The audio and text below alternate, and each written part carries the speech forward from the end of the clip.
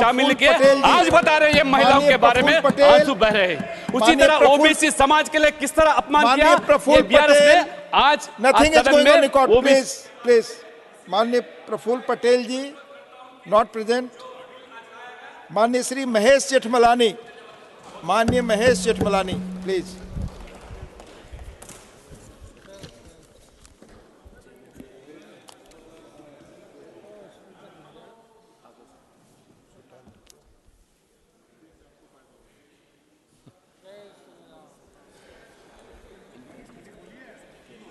हो गए।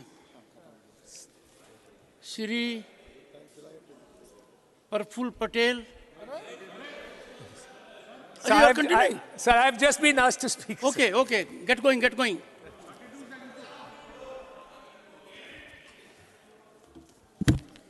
So, how much time do I have, sir? May I ask? How much time do you need? 15 to 20 minutes. How much time do you need? 15 to 20 minutes, sir. All right, you get 5 minutes. Go ahead. So I should have pitched my case higher. Honorable Chairman, with your kind permission, I rise to wholeheartedly support this most significant and path-breaking constitutional amendment, the 128th Amendment Bill 2023, also known as the Nari Shakti Bandhan Adhiniyam. So, our first experience with women's representation in a legislature was in the Constituent Assembly. 15 women members represented us in the Constituent Assembly. Out of them, 10 spoke, and all 10 of them did not pitch for reservation. They did not pitch for reservation, and they said that we want women's representation based on merit. So Hansa Mehta's speech summarizes the expectation of women members. We have never asked for privileges of reserved seats, quotas, or separate electorates. What we have asked for is social justice, economic justice, and political justice. So all members who spoke reposed great faith that men who have fought and struggled for the country's freedom would guarantee the rights and liberties of women. Now, sir, what is the experience up till 2014 when the NDA government first came to power?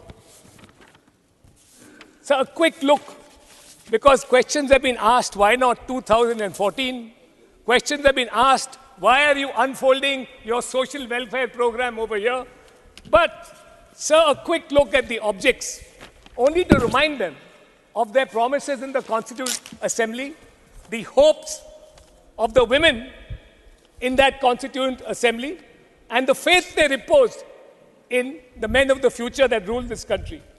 I read paragraph 2 only to remind them of what in their long tenure, including the 10 years of UPA government, they did not do.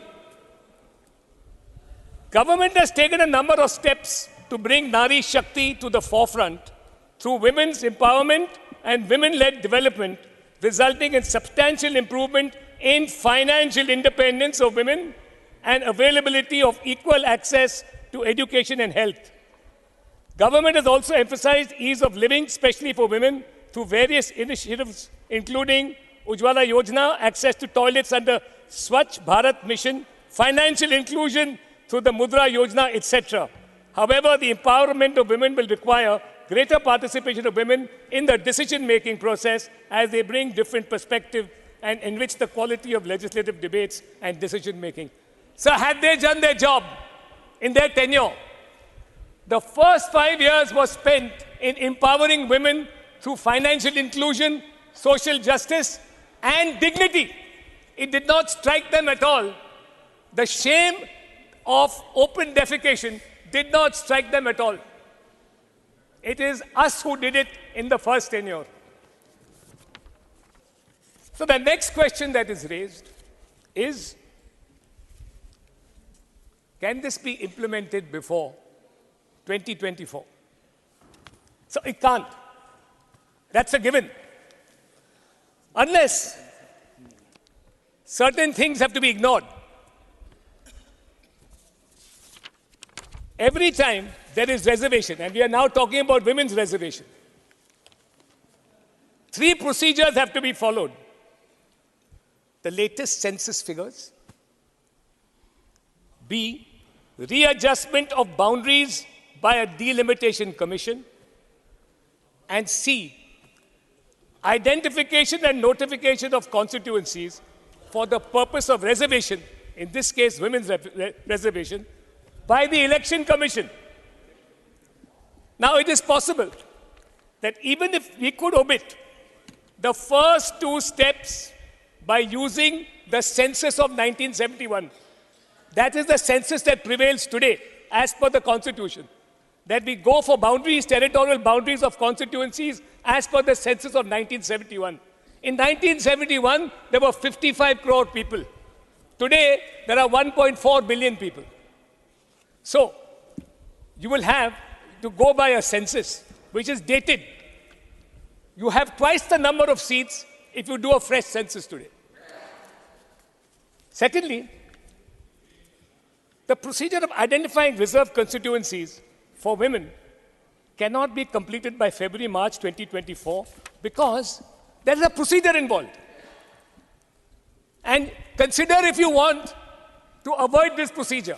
The Election Commission has to follow a particular procedure. First of all, it publishes its proposal.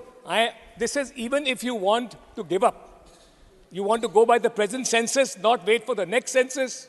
If you want delimitation to be dispensed with by the Delimitation Commission, you still have to go through an Election Commission identification process of reservation seats. Now that requires a procedure. The procedure is, first, publish proposals for constituencies to be reserved for women in the Gazette of India and the official Gazette of the state concerned. Secondly, specify a date on which such proposals will be further considered. And third, consider all objections which may have been received by it. What? I am not yielding, and why are you talking? Sir. Carry on, carry on. Carry on, carry on. Sir, consider all objections.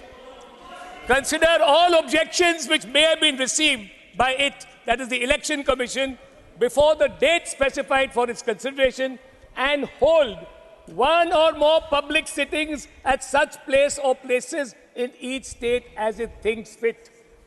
This is a mandatory procedure, and it accords to transparency, it accords to justice, it accords to the views of all stakeholders. The Commission also sits as a court when it identifies constituencies for reservation. It sits as a court and can take evidence on oath for determination of reserved constituencies.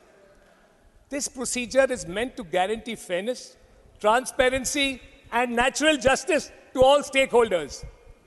No member of either house would want to do away with this procedure before constituencies reserved for women are identified. The alternative is to leave it to the arbitrary diktat of the Election Commission with the inevitable discontentment and heartburn it will cause you people. Members who insist on implementation for the 2024 Lok Sabha election have, with respect, not understood the inbuilt safeguards of the reservation procedure, and a demand for haste will only be at your own peril. Now, is it possible before 2029 and at the earliest after 2024? Yes.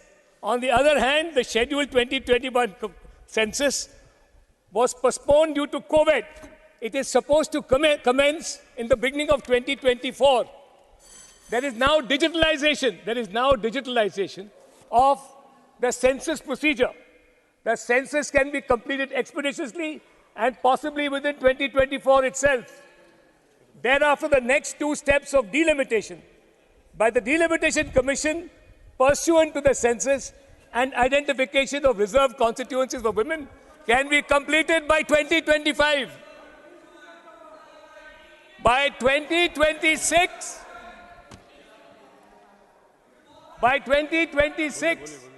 reservation for women in state elections can be a reality, and consequently even so more for the 2029 Lok Sabha elections.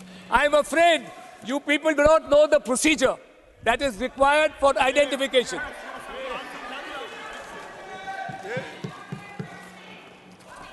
And please do not mix up.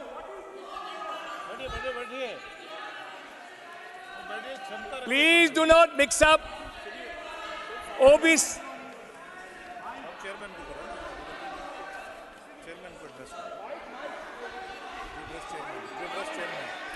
Please conclude now.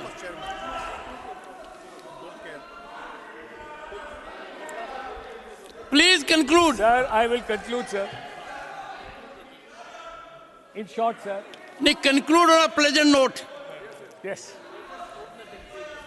Sir, this is a bill. One of my young friends, Kartikeya Sharma, honorable member of this House, said that this is a bill whose time is due. I say that this is a bill whose time is overdue. I wholeheartedly support this bill. Honorable Finance Minister, Srimati Nirmala Sitharaman.